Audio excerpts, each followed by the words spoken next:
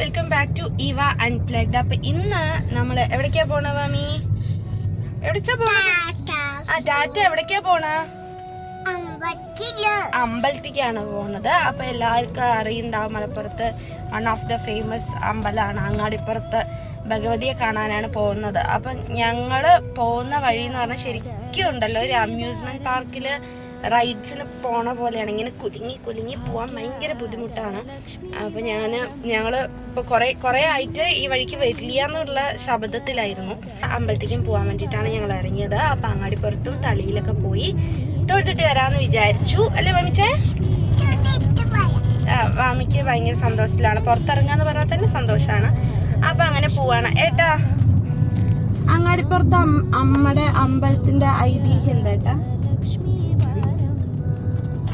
അപ്പൊ ഞാനിന്ന് കാര്യമായിട്ട് ഗൂഗിളിൽ സെർച്ച് ചെയ്തിരുന്ന് പഠിച്ച ക്വസ്റ്റ്യനാണ്. നമ്മൾ എപ്പോഴും അങ്ങാടിപ്പുറത്ത് പോയി തൊഴാറുണ്ട്. അപ്പൊ കേട്ടോളൂ കേട്ടോ. സൂര്യ ഡൈനാസ്റ്റി ഉണ്ടായിരുന്ന ആ കാലഘട്ടത്ത് മന്ദത എന്ന് പറഞ്ഞിട്ട് ഒരു റൂളർ ഉണ്ടായിരുന്നു. അപ്പൊ മൂപ്പര് രാജ്യഭരണമൊക്കെ നിർത്തിയിട്ട് കൈലാസത്ത് പോയിട്ട് മൂപ്പര് പ്രാർത്ഥിച്ചു. അപ്പോൾ ഇടയിലൊരു കോള് വന്നു, അതാണ് നിന്നത്.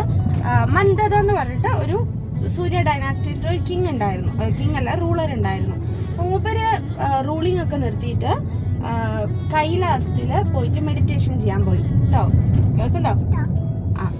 കൈലാസത്തില് മെഡിറ്റേഷൻ ചെയ്യാൻ പോയി. അപ്പൊ മൂപ്പര് ധ്യാനത്തിലിരുന്നിട്ട് നമ്മുടെ ശിവഭഗവാൻ മൂപ്പർക്ക് വരം കൊടുത്തു. എന്താണ് വേണ്ടത്? ഭയങ്കര പ്രീതിയായിട്ട് മൂപ്പര് മുന്നിൽ പ്രത്യക്ഷനായിട്ട് ചോദിച്ചു, എന്താണ് വരം വേണ്ടത് എന്ന് ചോദിച്ചപ്പോൾ പറഞ്ഞു, എൻ്റെ മരണാവസാനം വരെ എനിക്ക് പ്രാർത്ഥിക്കാൻ വേണ്ടി എല്ലാം ചെയ്യാൻ വേണ്ടിയിട്ട് എനിക്കൊരു ശിവന്റെ വിഗ്രഹമാണ് വേണ്ടതെന്ന് പറയും.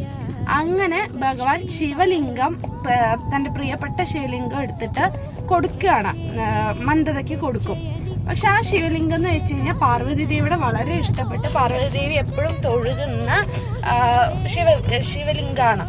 അപ്പൊ അങ്ങനെ ഈ ശിവലിംഗം കൊടുത്തിട്ട് പാർവതി ദേവി കുളിച്ച് വരുമ്പോൾ ഈ ശിവലിംഗം കാണില്ല. അപ്പൊ പാർവതി ദേവി ചോദിക്കുക, എവിടെയാണ് ആ ശിവലിംഗം എന്ന് ചോദിക്കും. അപ്പോൾ ശിവഭഗവാൻ പറയും, ആ ശിവലിംഗം ഞാൻ മന്ദതയ്ക്ക് ഇങ്ങനെ കൊടുത്തതാണ് എന്ന് പറയും. അപ്പൊ പാർവതി ദേവി പറയും, എനിക്ക് ഉടനെ തന്നെ ആ ശിവലിംഗം എനിക്ക് തിരിച്ചു വേണം എന്ന് പറഞ്ഞിട്ട് തൻ്റെ ഭദ്രകാളിയും അതുപോലെ തന്നെ ബാക്കിയുള്ള ഭൂതഗണങ്ങളെയും അവിടെ മന്ദതയ്ക്ക് മുന്നിൽ വിടുകയാണ് ചെയ്യുന്നത്. ആ സമയത്ത് മന്ദത തലയിൽ ശിവലിംഗം തൂക്കി ഇങ്ങനെ നടന്നു വരുമ്പോൾ ഈ അങ്ങാടിപ്പുറം എന്ന് പറയുന്ന സ്ഥലത്ത് എത്തുമ്പോൾ നല്ല പക്ഷികളുടെ ശബ്ദവും വെള്ളച്ചാട്ടത്തിന്റെ ശബ്ദവും ഒക്കെ കേൾക്കുമ്പോൾ അവിടെ ഒന്ന് നിൽക്കും. അങ്ങനെ തലയിൽ ഭാരം തോന്നിയുകൊണ്ട് ശിവലിംഗം താഴ്ത്തി വെക്കുമ്പോൾ അവിടെ ശിവലിംഗം വേരുറച്ചു പോവുകയാണ്. അങ്ങനെ ശിവലിംഗം തിരിച്ചു ചോദിക്കാൻ വന്ന ഭദ്രകാളിയും ബാക്കി ഭൂതഗണങ്ങളും ഈ മന്ദതയും തമ്മിൽ ഭയങ്കരമായിട്ടുള്ള ഫൈറ്റ് നടക്കും. അങ്ങനെ ആ സ്ട്രഗിളിന്റെ അവസാനം മഹാമായ വിശ്വരൂപം എടുത്ത് പാർവതി ദേവി വിശ്വരൂപം എടുക്കുകയാണ് ചെയ്യണത്. അപ്പൊ വിശ്വരൂപം എടുത്ത ശേഷം അവിടെ ഈ പിടിവലിക്ക് ശേഷം മന്ദതി മഹാമായയും തമ്മിൽ പിടിവലിക്ക് ശേഷം ആ ശിവലിംഗം രണ്ടായി പൊട്ടി എന്നുള്ളതാണ് ഐതിഹ്യം. അതിന്ന് ബ്രഹ്മ വിഷ്ണു മഹേശ്വരന്മാര് വന്നു എന്നുള്ളതും കൂടിയിട്ടാണ് ഇതിന്റെ ഐതിഹ്യം. ഇന്നും ആ ശിവലിംഗം നോക്കിക്കഴിഞ്ഞാൽ ഒരു വിള്ളലുണ്ട് അത്ര. അപ്പൊ അതാണ് കോൺസെപ്റ്റ്. അപ്പൊ അതിനുശേഷം പാർവതി ദേവി ശിവഭഗവാൻ കൊടുത്തതല്ലേ, അപ്പൊ അതിനെ ഞാൻ കൊടുത്തതിനെ ഞാൻ തിരിച്ച് വാങ്ങുന്നില്ല എന്ന് പറഞ്ഞിട്ട് ആ ശിവലിംഗത്തിന്റെ ഉള്ളിൽ കുടികൊള്ളുകയും തൻ്റെ പൂർണ്ണ രൂപമായ തൻ്റെ കൂടെ തന്നെ ഭദ്രകാളിയും പ്രതിഷ്ഠിക്കണം എന്ന് പറഞ്ഞ് അവിടെ ഭദ്രകാളിയും പ്രതിഷ്ഠിക്കുകയാണ് ചെയ്യുന്നത്. അപ്പൊ ഇതാണ് അങ്ങാടിപ്പുറത്തിന്റെ ഐതിഹ്യം. മനസ്സിലായോ? അപ്പൊ ഇതാണ് അങ്ങാടിപ്പുറത്തിന്റെ ഐതിഹ്യം. അങ്ങാടിപ്പുറത്തെ അമ്മ ഭദ്രകാളിയാണ്, പാർവതി ദേവിയാണ് അവിടുത്തെ പ്രതിഷ്ഠ. അപ്പോൾ നമ്മളെപ്പോഴും അങ്ങാടിപ്പുറത്ത് പോവാറുണ്ട്. നമ്മൾ ഐതിഹ്യം ഒന്നും അറിഞ്ഞിട്ടൊന്നല്ല പോവാറ്, നമ്മൾ പോവും തൊഴുകും വരും, അത്രയേ ഉള്ളൂ. അപ്പോൾ ഇന്ന് ഞാനിങ്ങനെ എന്താണ് ഐതിഹ്യം ഇങ്ങനെ സെർച്ച് ചെയ്തപ്പോഴാണ് ഇതാണ് സംഭവം എന്നുള്ള മനസ്സിലായത്. അപ്പോൾ ഞങ്ങളിതപ്പോൾ അങ്ങാടിപ്പുറത്ത് പോയിക്കൊണ്ടിരിക്കുകയാണ്. ഇവിടെ റോഡ് മഹാമോശമായതുകൊണ്ട് ഞങ്ങൾ എത്താൻ കുറേ നേരം എടുക്കാം. അപ്പം ഞങ്ങളിങ്ങനെ അങ്ങാടിപ്പുറത്ത് പോയി ബാക്കി വിശേഷങ്ങൾ വഴിയെ പറയാം. ഇതേ കണ്ടില്ലേ, ഇതാണ് അവസ്ഥ കേട്ടോ റോഡിൻ്റെ. ഇപ്പം ഞാനിപ്പോൾ ഈ അങ്ങാടിപ്പുറത്ത് ആക്ച്വലി പോയിട്ട് കുറച്ച് ദിവസം മുന്നേ എടുത്ത വീഡിയോ ആണ് കേട്ടോ. ഇപ്പം പിന്നെയും കുറച്ചെങ്കിലും ബെറ്റർ ആണെന്ന് പറയാം. പകുതി വഴി കഴിഞ്ഞാൽ ഇതന്നെ അവസ്ഥ. ഞങ്ങൾ എന്നിട്ട് പറയായിരുന്നു വീഗാലാൻഡിലൊക്കെ പോണതിന് പകരം ഈ വഴി വന്നാൽ മതി എന്നുള്ളത്. അത്രയും നല്ല റോഡാണ് കേട്ടോ. ശരിക്കും ഞാൻ പെരിന്തൽമണ്ണയിൽ നിന്ന് അത് കഴിഞ്ഞിട്ട് ഫുഡ് കഴിച്ചിട്ട് ഗാൽബിസ് ബസാർ പോയ സമയത്ത് നമ്മൾ ഫുഡൊക്കെ കഴിച്ച് വന്നപ്പോൾ എനിക്ക് ശരിക്കും വയറ്റിൽ കഴിച്ച എല്ലാം കൂടെ മറിഞ്ഞൊരു അവിൽ പരുവായ പോലെ ആയിരുന്നു അവസ്ഥ. അത്രയും മോശമായിട്ടുള്ള റോഡാണ് കേട്ടോ, പറയാതിരിക്കാൻ വയ്യ. അത്രയും മോശമായിട്ടുള്ള റോഡാണ്. ഇപ്പം ഈ ഒരു ഭാഗമൊക്കെ കുറേയൊക്കെ ശരിയായിട്ട് വരുന്നുണ്ട്. പകുതി നേരാക്കി പിന്നെയും പകുതി അവിടെ നിർത്തിയിട്ടിട്ടുണ്ട്. ശരിക്കും ഒരു കിണർ പോലെ ഉണ്ട് കേട്ടോ. വെള്ളം കിണറിനെ ശരിക്കും ഒരു കിണറാക്കാം നമുക്ക്. അത്രയും നല്ല വൃത്തികെട്ട റോഡായിരുന്നു. അങ്ങനെ ഞങ്ങൾ ചാടി പോയിട്ടോ. വാമിയും കൊണ്ട് പോയപ്പം ആദ്യത്തെ പ്രാവശ്യം പോയപ്പം അവൾ ഛർദ്ദിക്കുകയൊക്കെ ചെയ്തിട്ടുണ്ടായിരുന്നു. ഈ റോഡ് അങ്ങനെ കുലുങ്ങിയിട്ടല്ലേ പോകുന്നത്. അപ്പോൾ അവൾ ഛർദ്ദിക്കുകയൊക്കെ ചെയ്തിട്ടുണ്ട്. നോർമലി അങ്ങനെ അവൾക്ക് യാത്രയ്ക്കൊന്നും പ്രശ്നം ഉണ്ടായിരുന്നില്ല. പക്ഷേ ആദ്യത്തെ പ്രാവശ്യം നമ്മൾ ഈ വഴി കൂടെ തന്നെയാണ് നമ്മൾ മണ്ണാർക്കാട് വഴി പാലക്കാട് പോയപ്പോൾ ഇതേ പ്രശ്നം ഉണ്ടായി. അതേപോലെ അങ്ങാടിപ്പുറത്തെ ഏറ്റവും ഫേമസ് അവിടുത്തെ മംഗല്യപൂജയാണ്. അപ്പോൾ ഇപ്പോഴും നമ്മുടെ കേരളത്തിൽ നിന്നാണെങ്കിലും പുറത്തുനിന്നാണെങ്കിലും ഇഷ്ടംപോലെ ആൾക്കാർ ഈ മംഗല്യപൂജയ്ക്ക് വരുന്നുണ്ട്. അത് മിക്കവാറും ഞായറാഴ്ച തോന്നുന്നു അല്ലേ? ഞായറാഴ്ചകളിലാണ് അവിടെ മംഗല്യപൂജ നടത്തുന്നത്. 3 മംഗല്യപൂജ ചെയ്യുമ്പോഴേക്കും അവരുടെ കല്യാണം കഴിയും. 3-മത്തേതിൽ ഭാര്യയും ഭർത്താവും കൂടിയിട്ടാണ് വരിക എന്നുള്ളതാണ് വിശ്വാസം. അതിപ്പോൾ പലർക്കും നമുക്ക് പരിചയമുള്ളതാണെങ്കിലും പലർക്കും അത് അനുഭവത്തിലുള്ളതാണ്. പലരുടെയും കല്യാണം നടന്നിട്ടുണ്ട്. അപ്പോൾ എപ്പോഴും ഭയങ്കര തിരക്കായിരിക്കും അങ്ങാടിപ്പുറത്ത്. അതാണ് ഏറ്റവും വിശേഷപ്പെട്ട അവിടുത്തെ ഒരു പൂജയാണത്. അപ്പോൾ ഇന്ന് നമ്മുടെ കേരളത്തിൽ നിന്നാണെങ്കിലും പുറത്തുനിന്നാണെങ്കിലും ഭയങ്കര തിരക്കായിരിക്കും. അമ്പലത്തിൽ എപ്പോഴും ഭയങ്കര തിരക്കായിരിക്കും. അപ്പോൾ അതാണ് അങ്ങാടിപ്പുറത്തെ അങ്ങാടിപ്പുറത്ത് എന്താ പറയുക, ഫേമസ് ആണ് സംഭവം. നമ്മൾ മംഗല്യപൂജ എന്ന് പറയുമ്പോൾ തന്നെ ഭയങ്കര ഫേമസ് ആയിട്ടുള്ള ഒരു ഇതാണ്. കേരളത്തിൽ തന്നെ അതുകൊണ്ട് ഭയങ്കര ഫേമസ് ആണ് അങ്ങാടിപ്പുറത്തെ ഭഗവതി കേട്ടോ. ഭയങ്കര ഫേമസ് ആണ്. അതുപോലെ തന്നെ ഭഗവതിയെ പറയാതിരിക്കാൻ ഭയങ്കര ചൈതന്യവും ഭയങ്കര പവർഫുള്ളും ആണ്.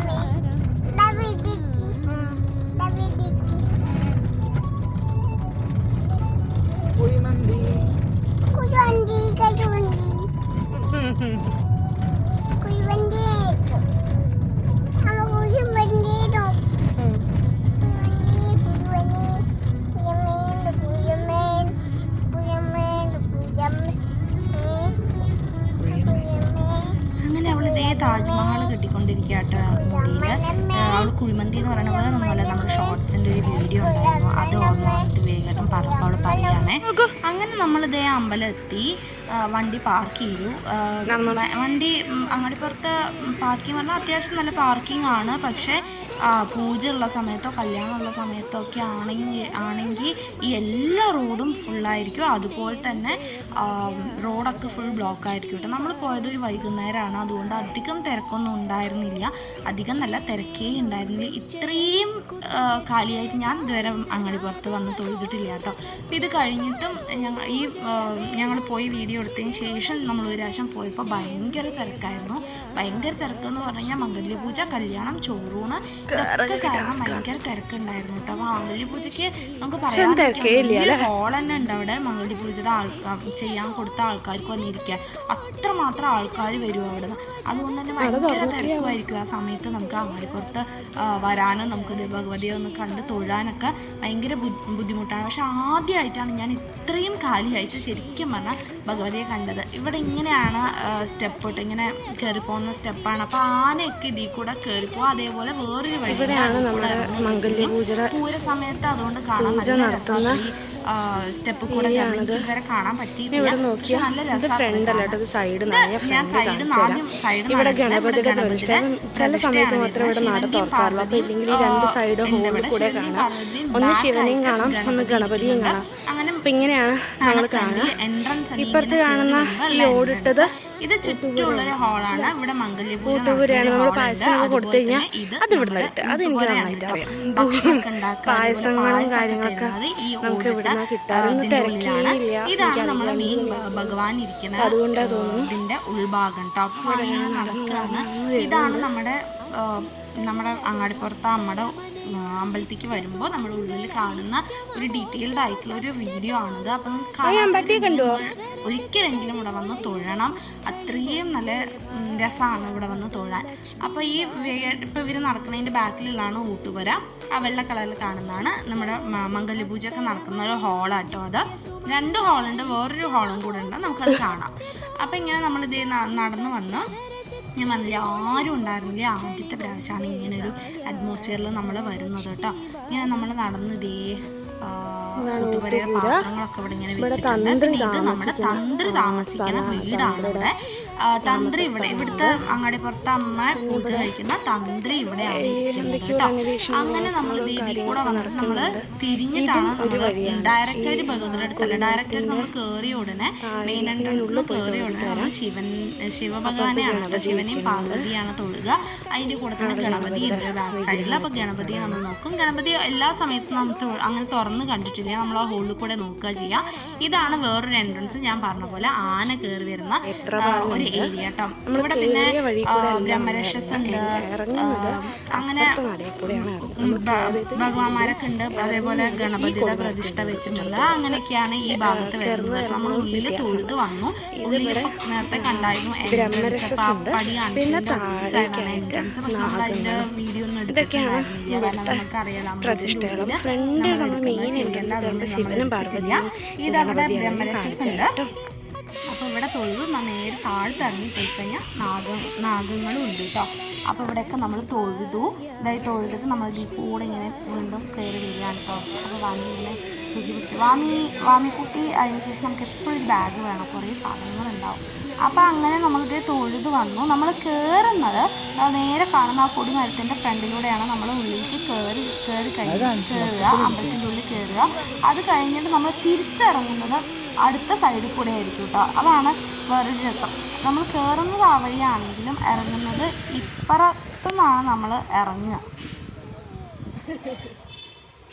അപ്പോൾ കണ്ടതാണ് നമ്മൾ ഇറങ്ങി വരുന്ന വഴി കേട്ടോ. ഇതുവരെ കാണിച്ചിട്ടുണ്ടായിരുന്നില്ലല്ലോ നമ്മൾ, അപ്പോൾ അതുകൊണ്ട് കാണിച്ചാണ്. ഇതാണ് ഇറങ്ങി വരുന്ന വഴി, അതിൽ കൂടെ കയറും. ഇവിടെയാണ് നമ്മുടെ കല്യാണം, ചോറൂണ്, അങ്ങനെയുള്ള പരിപാടികൾ നടത്തുക. അതേപോലെ തന്നെ ഇപ്പോൾ ഉത്സവ സമയം ആയിക്കഴിഞ്ഞാൽ ചാക്യാർകൂത്ത്, അങ്ങനെ ക്ഷേത്രകലകൾ നടത്തുന്നതും ഇവിടെയാണ്. പിന്നെ അത് ഇവിടുന്ന് നേരെ ഈ കാണുന്ന വിളക്ക് കാണുന്നതാണ് നമ്മുടെ ശിവൻ്റെയും പാർവതിയും ഇരിക്കുന്ന ഭാഗം കേട്ടോ. അതിൻ്റെ സൈഡിൽ തന്നെയാണ് ഞാൻ ഈ പറഞ്ഞ വേറൊരു ഹോളും കൂടെ ഉണ്ടെന്ന് പറഞ്ഞല്ലോ, ആ ഒരു ഹോളും കൂടെ അവിടെയാണ് വരുന്നത്. അപ്പോൾ ഞാൻ അധികം ക്ലോസ് ആയിട്ട് എടുത്തില്ല, കാരണം നമ്മൾ ഭഗവാന്റെ പ്രതിഷ്ഠ നമ്മൾ എടുക്കാൻ പാടില്ല എന്നാണല്ലോ പൊതുവേ അമ്പലങ്ങളിലൊക്കെ ഉണ്ടാവും. അപ്പോൾ വെറുതെ എന്തിനാന്ന് വിചാരിച്ചാൽ ഞാനത് ഭയങ്കര ക്ലോസ് ആയിട്ട് എടുത്തിട്ടില്ല, വിളക്ക് മാത്രമേ കാണാൻ പറ്റുള്ളൂ. അപ്പോൾ ഇതാണ് നമ്മൾ ജസ്റ്റ് കയറി വരുമ്പോൾ നമ്മൾ ശരിക്കും പറഞ്ഞാൽ ഇവിടെയാണ് എത്തുക. എന്നിട്ട് അതിൻ്റെ ബാക്കിൽ നമ്മൾ ഗണപതിയെ തൊഴാൻ പോവും. നമ്മൾ 1-2 ഫോട്ടോസ് എടുത്തു കേട്ടോ അവിടെ നിന്ന്. പിന്നെ ഇത് ഇവിടെ കണ്ട ഒരു വിളക്ക് കൊളുത്തായിരുന്നു, ഒരു കുത്തുവിളക്ക് കൊളുത്തായിരുന്നു. നമ്മളവിടെ തിരിയൊക്കെ വെച്ചു കേട്ടോ. നമ്മൾക്ക് ഭയങ്കര ആഗ്രഹമായിരുന്നു, അപ്പോൾ അവരെനിക്ക് തന്നപ്പം ഞങ്ങളും വിളക്കൊക്കെ വെച്ചു. പിന്നെ ഇതേ നമ്മൾ തിരിച്ചിറങ്ങുകയാണ്, ഈ പടിയിൽ കൂടെ തന്നെയാണ് നമ്മളത്. അപ്പോൾ മെയിൻ നടയത്തെ വിശേഷങ്ങൾ പറയാം. വിശേഷമല്ല, അവിടെ എന്താണെന്നുള്ളത് കാണാത്തവരുണ്ടാവും, അപ്പോൾ അവർക്ക് വേണ്ടിയിട്ട് പറയുകയാണ്. മെയിൻ നടയുടെ ഉള്ളിൽ ഭഗവതിയാണ് ഇരിക്കണത്. ഭഗവതിയെ നമ്മൾ സൈഡിൽ നിന്നാണ് നോക്കുക, ഭഗവതിക്ക് നേരെ അല്ല നമ്മൾ നോക്കുക. പിന്നെ ഭഗവതിക്ക് ഒരു നെറ്റ് പോലെ ഇട്ടിട്ടുണ്ട്, അങ്ങനെ അതിലൂടെയാണ് നമ്മൾ കാണുക. ഈ ദീപാരാധന സമയം രാവിലെ ആണെങ്കിലും നട അടച്ചു തുറക്കുന്ന സമയത്ത് മാത്രമേ ഒരു ജനൽ പോലെയുണ്ട്, അത് തുറക്കുള്ളൂ. അല്ലാത്ത സമയത്തൊക്കെ നമ്മൾ ഈ നെറ്റിൽ കൂടെ നോക്കാറ്. പിന്നെ മെയിൻ നടയുടെ ഉള്ളിൽ തന്നെ ശിവൻ്റെ വിഗ്രഹമുണ്ട്. അതുപോലെ അവിടെ ഭഗവതിയുടെ കാലിൻ്റെ താഴെയായിട്ടൊരു ശിവലിംഗം കൂടിയുണ്ട്. അത് ഞാൻ ഇപ്രാവശ്യമാണ് ആദ്യമായിട്ട്, കുറേ പ്രാവശ്യം വന്നിട്ടുണ്ടെങ്കിലും ശ്രദ്ധിച്ചിട്ടില്ല. ഇതാണ് മെയിൻ നടയിലുള്ളത്.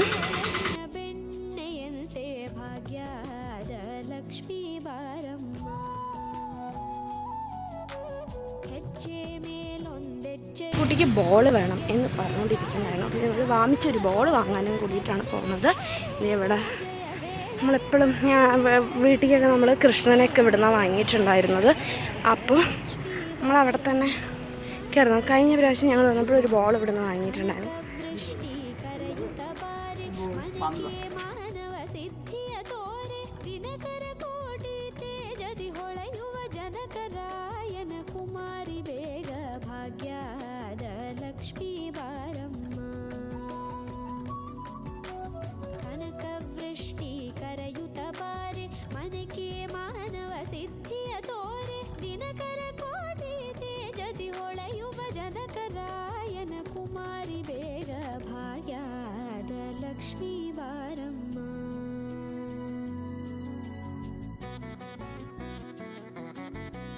തൊഴുത് കാണിച്ചു തരൂ.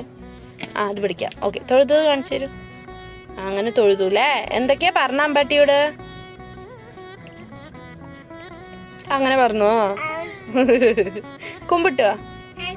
പിന്നെ പാവൊന്നും വിത്തതേ പഞ്ഞോ? എങ്ങനെ പഞ്ഞ?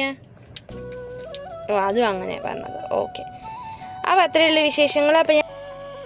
അപ്പോൾ അത്രയേ ഉള്ളൂ കേട്ടോ വിശേഷങ്ങൾ. അപ്പോൾ നമ്മുടെ ഈ ക്ഷേത്രം, അങ്ങാടിപ്പുറം ക്ഷേത്രം കാണാത്തവർക്കും അതേപോലെ തന്നെ എന്താണ് ഐതിഹ്യം എന്നറിയാത്തവർക്കും വേണ്ടി പറയാൻ വേണ്ടിയിട്ടുള്ള ഒരു കുഞ്ഞു വീഡിയോ ആയിരുന്നു ഇത്. അപ്പോൾ കാണാത്തവർ ഒരുപാട് പേരുണ്ടാവും, അല്ലെങ്കിൽ കേട്ട് കേൾവിയുള്ള, അമ്പലത്തിനെ കുറിച്ച് കേട്ട് കേൾവിയുള്ള ഒത്തിരി പേരുണ്ടാവും, അല്ലെങ്കിൽ എന്നെപ്പോലെ വർഷങ്ങളായി പോയിട്ടും എന്താണ് ഇവിടുത്തെ കഥ അല്ലെങ്കിൽ ഐതിഹ്യം എന്നറിയാത്തവർക്കും വേണ്ടിയിട്ടുള്ള വീഡിയോ ആണ്. അപ്പോൾ അത്രയേ ഉള്ളൂ. മറ്റൊരു വീഡിയോയിൽ വീണ്ടും കാണാം. ബൈ.